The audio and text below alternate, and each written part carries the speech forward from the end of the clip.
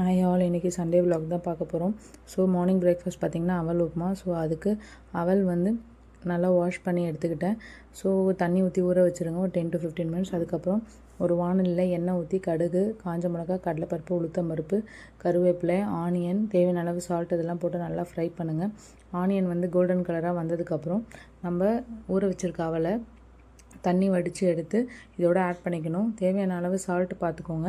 So அதுக்கப்புறம் லைட்டாக தண்ணி தெளித்து ஒரு 10 to 15 மினிட்ஸ் இந்த அவலை நல்லா இதோட ஃப்ரை பண்ணிங்கன்னா கொஞ்சம் நல்லா உதிரி உதிரியாக சூப்பரான டேஸ்டியான ஹெல்த்தியான பிரேக்ஃபாஸ்ட் ரெடி, அவல் உப்புமா.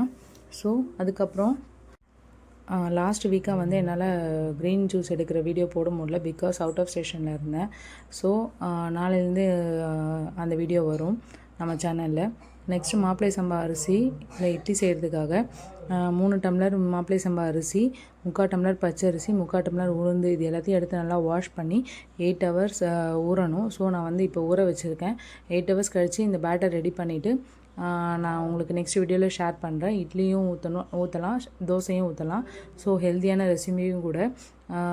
ஓகே ஃப்ரெண்ட்ஸ், இன்றைக்கி நம்ம வீட்டில் சண்டே ஸ்பெஷல் என்னென்னு பார்த்தீங்கன்னா ஒயிட் ரைஸ், பீட்ரூட் பொரியல், ரசம், புடலங்காய் சாம்பார். ஸோ தொடர்ந்து நம்ம சேனலை ஃபாலோ பண்ணுங்கள், லைக் பண்ணுங்கள், ஷேர் பண்ணுங்கள், மறக்காமல் சப்ஸ்கிரைப் பண்ணுங்கள், பெல் பட்டன் கிளிக் பண்ணுங்கள். ஸோ அப்போ தான் வந்து நம்ம போஸ்ட் பண்ணுற எல்லா வீடியோஸும் உங்களால் பார்க்க முடியும். தேங்க்யூ ஃப்ரெண்ட்ஸ், பாய் பாய்.